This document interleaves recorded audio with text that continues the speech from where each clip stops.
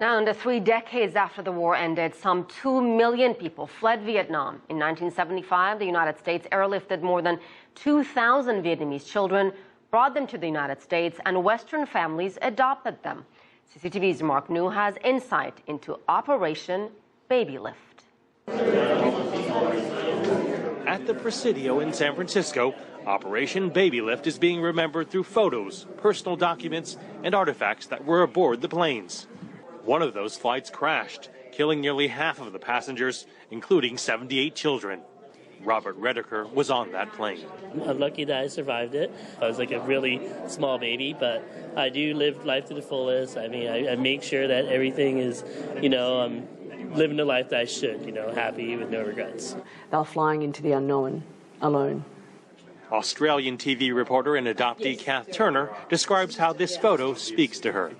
They're kids. They don't know what they're going into. Despite being adopted by a loving Australian family, Kath always felt tremendous pressure to fit in with the majority and so avoided connecting to her Asian roots. As an adult, she has now visited Vietnam more than 10 times and even found her biological mother. My connection comes and goes. It ebbs and flows. I found an entire family that I'm related to over there, which is extraordinary. But I also have an extraordinary family in Australia. The national park, the Presidio in San Francisco, where the event is happening, also plays an important role in history. It used to be a military outpost where 1,500 of the airlifted children arrived before being placed with families. Oh, when we're alone. Singer Laura Price was one of those children, adopted by a U.S. Air Force family. I really think that this exhibit it's emotional for me because of my mother, but I really feel like it's for people who remember, who are part of it, and they were there because I was just an infant baby.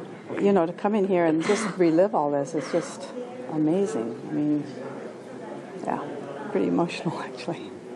What was it like as you grew up within your family, and especially your adopted family? I am very close to my parents. Price took part in the dialogue exhibit, where adoptees record conversations with Operation Babylift volunteers like Army medic Lonnie Weissman. It was my way of giving back to a country that we'd pretty much devastated. And also, it made the sacrifice of the 58,000 whose names are on that wall worth it. 40 years on, the healing continues. Mark Niu, CCTV, San Francisco.